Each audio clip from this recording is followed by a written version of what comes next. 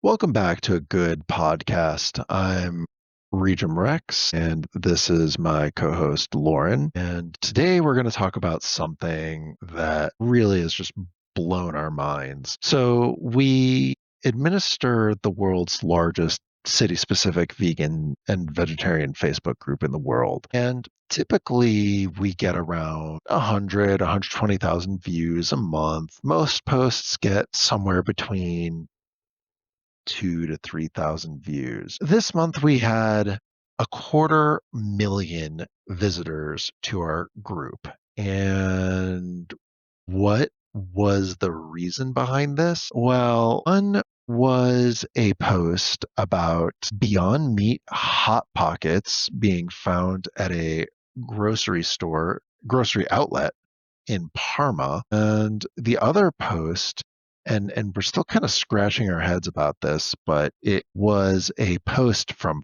5 years ago with just a flyer for a broad list of pierogi flavors. It was so nondescript, I don't even remember the name of the business offering it. And it's literally just a green sheet of paper that says vegan pierogies on it and just a whole multitude of flavors. And it somehow reached the other side of the planet because there were people commenting from Australia, commenting from England, commenting from New Zealand, basically any English speaking country in the world somehow got this on their feeds to the point that they were asking about international shipping. And it got me to thinking, why Hot Pockets and why pierogies? So we have these two innocuous posts generating nearly 250,000 views. Lauren, you've been running this group with me for several years now, and we post images of beautiful food. People get really excited about new places opening up, but never to the point where we get 250,000 views. So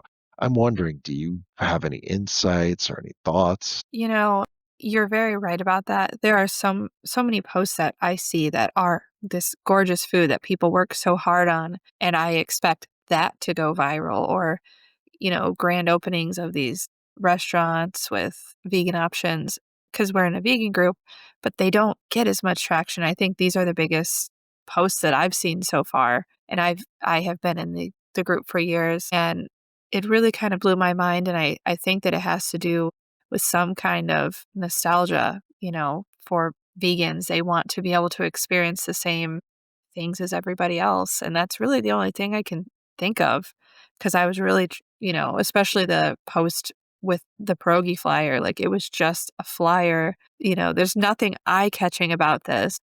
And it is going absolutely wild right now. So I do think it has to the nostalgia factor or just vegans wanting to experience, something amazing that, I'm sure pierogies are labor intense to make and to just be able to go out and buy something. I think that's very comforting for people and it makes them feel a little bit like they fit in better, maybe. So I put these posts under the microscope. I've been trying to analyze them every which way. So I was thinking, especially pierogies, we're in Cleveland, and Cleveland has such a large Eastern European immigrant base.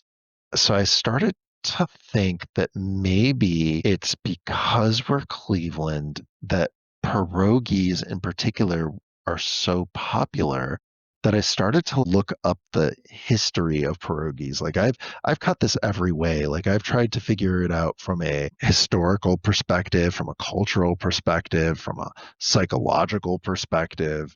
And I thought it might be kind of fun to talk about the history of pierogies.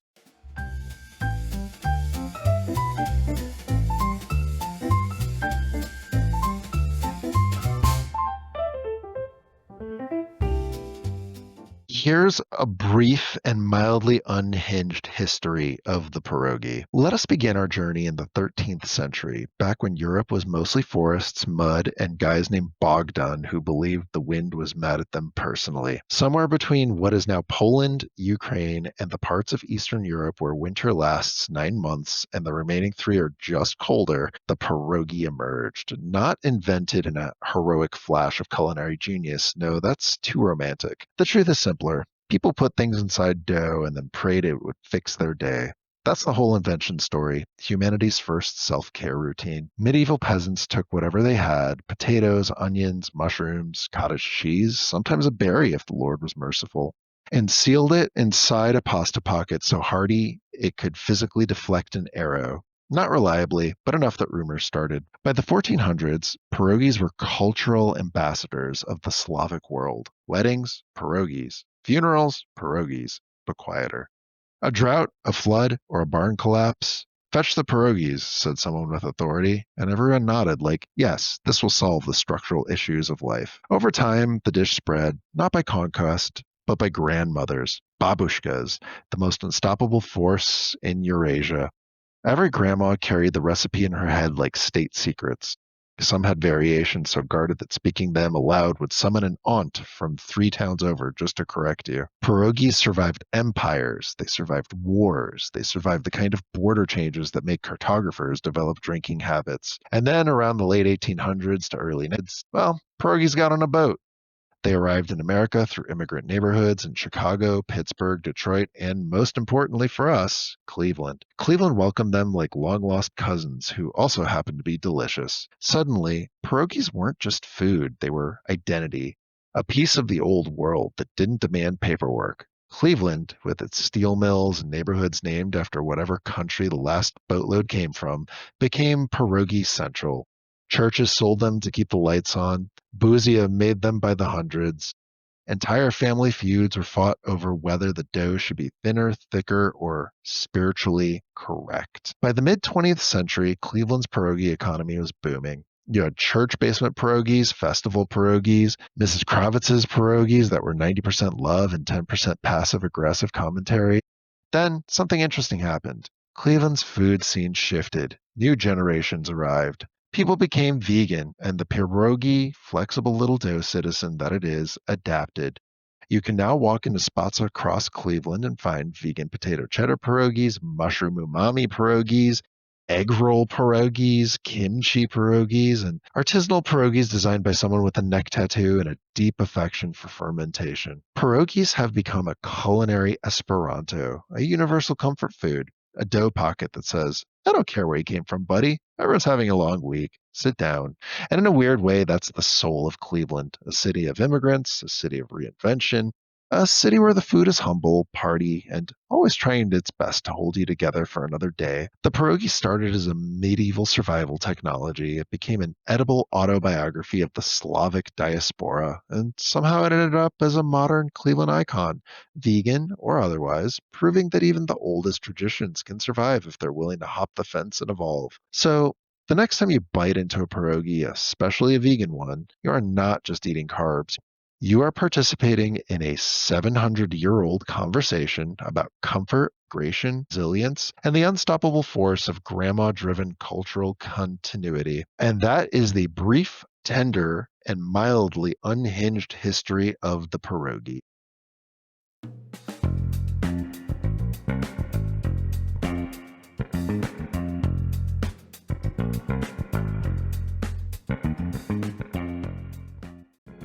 So let me ask you a question. When Yes. I say comfort food, what comes to mind? Like, what's the first thing you think of? For Just some gut reason, reaction. Don't filter it. Don't filter it. Just like a Rorschach test. mashed potatoes and mac and cheese. Now, when you say those things in your mind's eye, do you actually see the food? Yeah, I see my food that I make, like very specific vegan recipes that I make. So you're not thinking of like a childhood memory of a parent preparing those for you or a family gathering where you're happy and you're having those. You're thinking specifically of things you make. Yeah, that is interesting to think about because I guess when I think of childhood, if I'm thinking of comfort food and I think of childhood, I think of cocoa wheat. Cocoa wheat? Like a milk and cereal might Yeah, it's like hot. It's a hot cereal. It's like cream of wheat, but it's the cocoa wheat version. Yeah, that was something that I had a lot as a child. I didn't eat interesting. a wide variety of food. So for me, because I do personally also have a Slavic background, my earliest memories of pierogies were whenever my mom would give them to me, but they would have cherries inside of them. And I thought they were just the most delightful little things on the like in the world. I can picture the little house that they were raising me in. I can picture the table. I can picture even the bowl they were served. I can see my mother and the dish and thinking how happy I was that there was this mountain of cherry-filled pierogies in front of me. So for me, comfort food is visual. I don't know if that's unique or something like that, but that was the insight I had. I've been asking a lot of my friends, leading up to preparing for this episode, like, what do you think when you hear the phrase comfort food? And I would say 9 out of 10 times, it was always something from their childhood that a parent fed them. So I thought that was really unique. And seeing what is going viral now, I think that's really rippling across our community. So much so that I actually consulted my friend, Dr. Jack Mack, who is a clinical psychologist, to dig a little deeper into the neurochemistry of our interactions with comfort food as a concept. Hello. Thanks for having me on your podcast. It's our pleasure to have you. So I kind of gave you a brief synopsis beforehand, but the gist of it was there was a post in our group about vegan pierogies from 5 years ago that miraculously got resurrected for some unknown reason and then ended up getting like 120,000 views. And then there was a post a week earlier about vegan hot pockets at a grocery store that got another 150,000 views. So normally in the course of a month our group gets about 80, 90,000 views, but during this month, because of these two posts, we hit 250,000 views. So I wanted to pick your brain to see what happens, or what is it about and maybe I'm not even saying it right, but like the neurochemistry or the psychology behind people's infatuation with these. I would call them comfort foods. Yeah. Yeah. I think comfort foods is the exactly the right designation for them. There are a lot of reasons that people like food. That's probably the starting point, is just thinking about, why do we like food in general? It means a lot more to people than just it keeps you alive, like that slop that they poured out in the Matrix or whatever. Like, part of the reason it was so visceral is because, like, oh, that was showing that that's just keeping them alive, and that it lost all the other associations that we have with food that are, obviously food can taste really good, and texture and smell and all the aesthetics of it and cultural stuff and memories of where you've had those foods before, or people who've made those foods with you or for you. And there's just tons of emotion and association that's connected to food and that surrounds food, that makes it just a really important part of not just survival, but being a human being, way beyond, I think, just sort of cultural associations, but just like it's part of how we are different from other creatures, is preparing and serving and enjoying food. Been picking lots of people's brains, mostly with just the flat out question, what is the first thing you think of when you think of comfort food? And I get answers like grilled cheese and tomato soup, or chicken adobo, or pierogies. And I always press them why. And it's always because it was something that a parent fed them when they were young. Would you go so far as, or how would you interpret the phrase, we crave the life we had when we first tasted it, when it comes to these foods? The life we had when we first tasted it. I think that is a very artful way of saying it. And, I think that's part of the reason that, not just when we're young, but having that strong emotional connection to some memory is going to mean there's a lot of neurological and psychological connections to anything associated with that memory. And have you ever seen Inside Out, the movie Inside Out? Is that the one with the little animated characters and the different That are like emotions? driving the girl around like a mech? Yeah. Yes, I saw the. Yes. Yes. So they do a really good job in that movie, actually, of showing how we kind of gather memories throughout our day. And then most of them are discharged, just like we forget them. It's not that important. We filter them out. But the things that tend to stick around, like the things that tend to get encoded into memory more reliably and more vividly, are things that have strong emotional connections. And the stronger the emotion and the more repeated the exposure to those things, the more connection we have to it. So when you have that sense of comfort, safety, pleasure, connection, family connection maybe, or connection with a loved one, and then food is part of that. It's not that, the food is connected to the safety and the loved one. It's that it's all part of the safety. It's all part of the love. It's all part of that connection. It's part of the expression of that. So I think that saying, we crave the life we lived when we first tasted it is, like I said, I think that's a very artful way of putting it. But I also think that it's not just when we're little or when we're young or just a parent or a caregiver. It could also be something with partner or a friend or just a really peak experience or enjoyable time in our life that we do like to kind of go back to. And in some ways, maybe that's just for the pure pleasure of it. But I think there are other ways that can be really protective and comforting when we're down or when we're stressed as well. Would you say that it's almost like comfort eating emotional regulation, or could it even be emotional avoidance? Definitely could be both. I mean, the idea of like regression as a defense mechanism that goes back to Grandpappy Freud, and I'm not like a big psychoanalyst. I don't subscribe to most of what Freud said, but he said some really great stuff. And one of the things was outlining our defense mechanisms and the way that we protect ourselves from stress or dysregulation. And food is a big part of that.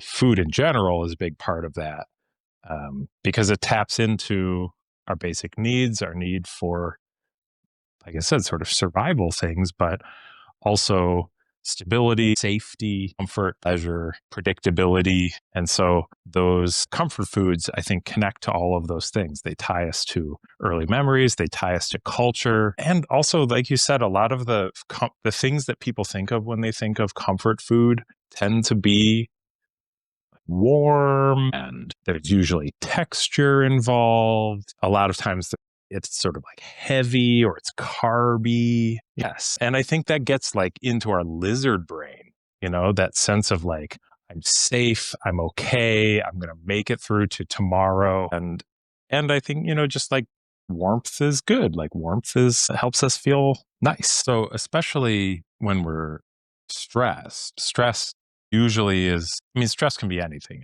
It can be very healthy and adaptive, but usually when kind of culturally, when we're talking about stress, we're usually talking about unhelpful, painful levels of stress.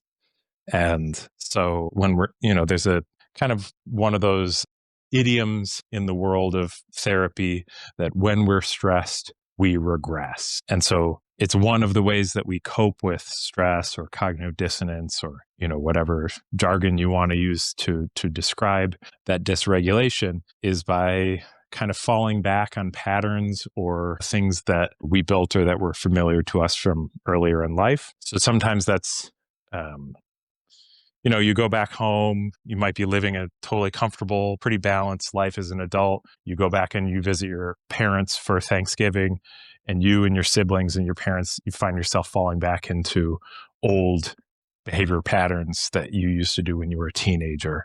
And that just happens. That happens to everybody. But I think when we're stressed out, we can seek out those comforting pieces of regression. And so the things that we're familiar, comfortable, culturally connected earlier in our life or at important times in our life show up and are more powerful. They're more powerful comfort to us because we're kind of in that state where we really need it. Do you think comfort food can do something that therapy can't, or even vice versa? Well, yeah, yes, certainly. I mean, comfort food can, like, you can put frozen pierogies in your freezer at home and at work and literally have access to them 24 hours a day. You know what I mean? Like, you can't do that with therapy. Therapy is great and exercise is great and, social connections are great, but food serves a different purpose in our life and in our regulation, and you need to do it anyway. I mean, you have to eat. And so I think it also serves kind of a psychological function of, well, if I have to eat, then I may as well eat something tonight. I really need to eat something that I'm going to enjoy. And then other times you can eat something that is just good for you or feels like homework or is adventurous or is something that is something you don't really like, but maybe it's something that the person you're with likes. And so it's part of, showing that love to each other. But when we're stressed out, when we're feeling overwhelmed, when feeling overstimulated, going back to those really familiar things, I think adds a different layer of comfort than, it's something that just it literally gets in your guts, in a Let me way that other throw things don't. let me throw you a little twist of a question then, because and the vast majority of our audience is from our vegan group. So is it possible to intentionally rewire comfort foods in adulthood? Because the vast majority of us didn't adopt veganism until later in life. I'm wondering if maybe part of the excitement over these childhood staples getting veganized versions is maybe suggestive that it is possible to rewire yourself in such a way. Absolutely. I mean, neuroplasticity is especially, peaked when you're little, when you're very young, but our brains are plastic throughout our whole lifespan. I mean, we're constantly wiring and rewiring and rewiring things. It's like, it's literally never too late to rewire your brain, at least to start rewiring your brain. And so, yeah, I completely agree with you. I think another piece that can be really stimulating to us and really powerful for us is when things align with our values. A lot of the work that I do in the clinical space is trying to help people identify what their values are and what kind of values they are living, because those two things are not always the same. And so I think when something is tapping into something that's familiar, that's predictable, that's comforting, that's warm, that tastes good, all of these things, and it's aligned with something that, like, maybe on an intellectual level, but also on an emotional level, you really think is important and that's valuable to you, then that's like double good.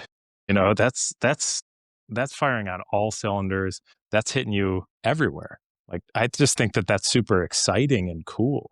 And when something can be exciting and relaxing at the same time, that's pretty magical. Are the comfort foods triggering the same neural circuits as physical affection or social bonding even? I don't know. I know that our different parts of our brain process information very, very differently. And we used to have this perspective of our brains that, like, this is the location where memory happens, and this is the location where, your movement happens. And we now know that it's much more of a neural network all the time, everything firing up and down. Your brain and your body is connected to each other. It's not like your body is the car and your brain is the driver. It's like you are one organism and all of the pieces are talking to each other all the time.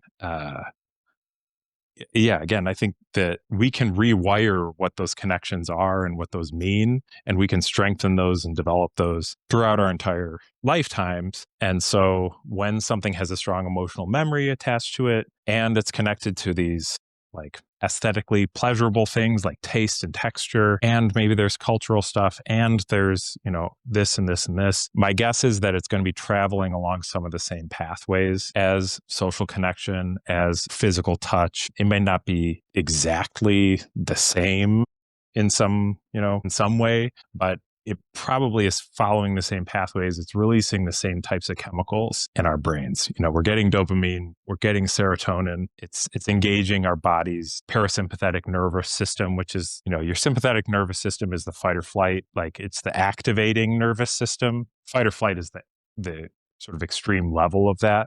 But it's also just the part that wakes you up in the morning, or makes you excited to see somebody, or just prepared to walk into work and, put your game face on. And your parasympathetic nervous system is the part that helps your body relax, helps you, release some tension, helps you wind down at the end of the day. And ideally, we're in a parasympathetic state when we're eating. If you're thinking about evolutionarily, you don't want to be like running away from a bear and eating at the same time. When you're running away from the bear, all your blood sugar is going to your muscles to either run away or fight the bear. And it's shutting down reproduction. It's shutting down digestion. It's shutting down taste. It's enhancing smell and sight. And when you're parasympathetic, it sort of opens things back up again so that you don't have to be fighting or fleeing all the time. And you can be more present, and you can enjoy things, and you can feel safe. So again, I think some of it is that we are feeling that way and then eating those foods. And then it starts working the other direction. By eating those foods, it helps us feel that way. As you were explaining sort of the neural networks interaction with dopamine and the other Serotonin, it actually got me to thinking, I wonder if there's a way to almost chemically hack food. And by that, I mean, are there like specific neurotransmitters that are most active during comfort eating? Is it like primarily dopamine or serotonin pathways? And I'm wondering if there's almost a way to isolate those brain chemicals in such a way that you could modify your food to trigger those responses. I'm almost trying to figure out if there's a way to hack the taste of food or the chemicals that are released in your brain from certain foods to trick or hack your brain into finding literally anything in comfort food. Am I getting a little too future science, or am I close to an interesting idea of finding a way to make anything taste good? Yeah, I think I'm like an exennial. I'm a person who came of age as the internet was coming of age. And if my years being alive and being online have taught me anything, it's that people can find a way to find anything pleasurable and anything displeasurable. Like if you get yourself far enough down a rabbit hole, you can teach yourself to find anything to be a turn on or a turn off. So yes, absolutely. But I would also say that maybe, in a like less sort of esoteric way, when we're talking about neurotransmitters and we're talking about neurology and neurochemistry, everything that we're talking about is pretty metaphorical, because it's not like, I don't know, turning on light switches or mixing paints where we really know if you do this 30% and this 70%, you're going to get this outcome. Every neurotransmitter serves lots of different functions, and they're all squishing around in us all the time. So when you say hack, usually what I would think that would mean in a practical, like behavioral sense, is association, pairing two things together. And if you put two experiences together enough times, it gets associated whether we want it or not. That's what, Pavlov's dogs taught us. So you absolutely can hack your brain to find anything pleasurable if you do that enough times. See, Whether you want to or not, I don't. I was actually going down a different route, like the same way some people might take SSRIs or other medications. Maybe there was a way to create something like almost like MSG that we know will trigger the exact same neurons that get triggered during comfort eating so that you're applying a certain, we'll call it Rex powder to your food. And no matter what you eat, your brain gets triggered just the right way. Sure. Well, I mean, I think that is MSG is a great example for that. And, you probably know more about this than I, but I do think you're just general categories of sugar, salts, fats, carbohydrates. Those are pretty reliable to get connected to aesthetically, like tasting good, and also like chemically giving you happy reward chemicals. So you would say that there are like known psychological effects tied to umami that make certain foods feel nurturing? Absolutely. I do think that probably, like I said, it's not as one-to-one as like a light switch type of thing. I think those things are going to be heavily culturally coded and experientially coded. Like if you didn't grow up eating really salty foods and then you are experiencing a cuisine where it's really briny or really salty, that might not land for you. But if you grow up eating a lot of brine and salt, then those are the things that are going to end up feeling really comfortable and really good. So I don't know if it's exactly one to one, but the right combinations of those things absolutely work for us. I will say also that when we're talking about dopamine, the reward that dopamine gives you tends to be really short lived. It kind of gets in your system and gets out of your system pretty quickly. Hot Pockets. A lot less. Well, some Hot Pockets, maybe the vegan ones, stay in your system a little bit longer than the, mass produced ones. I don't know, but yeah, but other things like serotonin is like I said, all neurotransmitters do a lot of different things, but serotonin is generally about kind of regulation, sort of smoothing out the waves from huge peaks and valleys to being a little bit more smooth when we're talking about it's mood connections. And it's something I should have looked it up before we had this conversation, but something like 70% or 90%, one of those two, of the serotonin in our bodies is actually made in our guts, Really? not in your brain. Yes. So it's used. Again, it's not like your brain is making this stuff and then sending it out like the pituitary gland does that with certain things. But serotonin actually mostly comes from our gut. So when we are eating well, and by well, I mean things that we're enjoying, but also things that are healthy for us, it actually really has a whole systemic effect, including a very, very powerful effect on your brain. So when I'm working with people in the clinical space, obviously I'm not talking about neurotransmitters and stuff the first time that I meet with people. Most of the time, that's not what people are there to talk about. They're there to talk about their breakup, or they're there to talk about, their stress or their terrible job situation or this big decision they have to make or whatever. And so usually people want to have those kind of cerebral, content oriented conversations that are looking for solutions. And I always go back to, how are you eating? How are you sleeping? Are you moving your body a little bit? I always say, you don't have to be a marathon runner, but like, are you A little taking motion. steps? A little motion. Are Yeah. you staying in bed for 6 straight hours during the day? Or are you at least getting up and going to the bathroom? Like something. So eating, sleeping, a little bit of movement, and being in touch with the people who love you and who you love. Because those 4 things, even if you're having a terrible day, if you address all 4 of those needs, your day's going to be okay.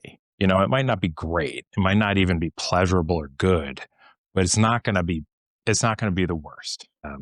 And so food is a really important piece of that. And a lot of times people will be like, yeah, I know that I should be doing this, but I have 3 giant iced coffees first thing in the morning, and then I eat 2,200 calories at 10:30 at night. And that's all I can do because of my budget or because of my time or because of my kids or whatever. So what's the real secret to feeling good? It's like, well, there might be some things we can figure out, but if that's where you're starting, like that is the secret. Starting with eating, sleeping, movement, and your connection to the people who you love or the people who value you. That's actually the foundation. everything else that you're going to do. All those little solutions and things that we can tell ourselves, and, oh, this is a good way. I'm going to role play and practice how I'm going to talk about this with my husband or whatever. That's all great. But if you're getting 4 hours of sleep and you're not eating well, or you're only eating, real garbage, it's really not going to land. It's really not going to work. You have to do those things first. So then let me tie this back to our larger vegan community, because I have an economics background, so I'd like to present it to you this way. Okay. Can communities reframe comfort food collectively, like cities reinventing culinary identity? Because one of the things that we're trying to remind the rest of the world is that Cleveland is the vegan capital of the world. So when we take comfort foods like pierogies and hot pockets and we veganize them, and then the whole world notices, hey, you know, the center of the world, Cleveland, Ohio, has veganized these goods in such a way that all of a sudden 250,000 people in the span of like a week and a half come and see what we're in Cleveland doing. Does that make sense? Can communities like ours reframe comfort food collectively? Right. Yes, that is a good question. I think, like I said, especially when things are connected to aesthetics, they're very easy to take in. So if things taste good and they look good and they smell good, then I think people are a little more willing to give an unusual food or an unusual preparation style a try. And when it's connected to their values, or when it's connected to something that they think is cool or interesting, then that doubles that effect, I think. So yes, I think absolutely that is where you get people. I mean, you're always going to get people who dig in their heels and say, if I didn't experience it before I was 15 years old, it's made up hippie stuff that, whatever. I'm never even going to try it. That's fine. There's no reason to try and fight that person. If they're living their own life, whatever. But for most people who are interested in like trying something, I think that is absolutely possible. And there was a time where people didn't eat sushi in America, in North America, outside of maybe little pockets or specific communities. And then it was a weird, esoteric, foreign, food. And then it was an exotic foreign food. And now there's like plushies of it in Walgreens, with like a cute face on a little like sushi roll or something. And it's just sort of part of macro culture. So I absolutely think that something like, a movement or a culinary style can impact the macro culture, the city, the country, the world's culture for sure, based on if it tastes good and if it's fun and people like it, then more and more people are going to give it a try. I'm really grateful for all the really amazing insight you lend at this episode. I think a lot of people are going to come away from this very educated. It was really fun for me too. I appreciate you having me on. One of the things that give me a unique insight, especially into things going on in Facebook, is I actually wrote one of the first white papers for Facebook advertising, because they didn't always let you advertise on the right side of the screen like they do now, like the paid promotions and stuff. And I was one of the first people to, through my work, utilize that service. And I wrote a lot of research papers on it. So I sort of applied that theory to why these posts in particular went so viral. And when those pierogi posts went viral, it wasn't an accident or miracle or the algorithm was smiling on you. It was more like internet physics mixed with ancestral carbohydrate memory. So let me break down the science behind the technical aspects of it, as well as the like social aspects of it. As we've already established, the pierogi is basically the Eastern European dumpling of emotional inheritance.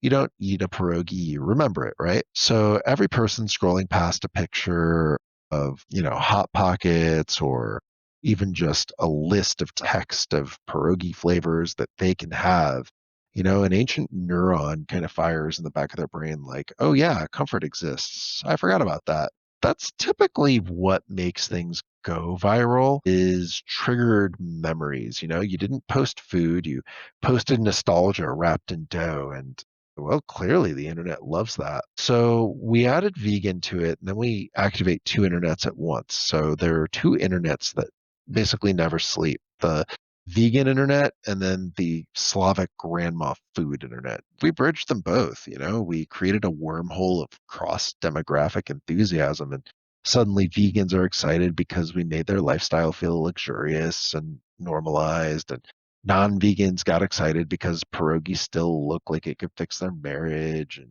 grandmothers got excited because they think you finally listen to them, and everyone shares it for different reasons, and that's true virility.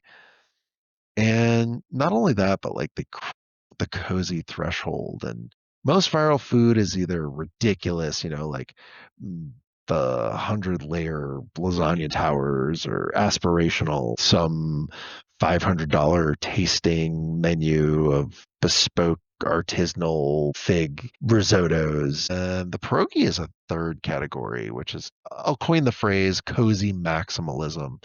So it's a warm dough pocket glowing like a 60-watt emotional support animal. It's like people aren't sharing a recipe, they're sharing the possibility that the world might be terrible.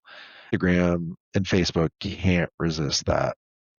Cleveland has that big, we deserve something nice energy. So Cleveland showing off vegan pierogies is like a guy who normally texts K suddenly writing a paragraph, and people notice. The internet has a soft spot for cities that claw themselves upward using community pride, comfort food, and a deep unspoken commitment to the Midwestern survivalism. And these posts kind of whispered, Cleveland isn't just alive, it's thriving in a dough forward manner. And it seems like everyone really ate that up. And on the deep level, the world just wanted good news, in a timeline where everything feels like a collapsing Jenga tower.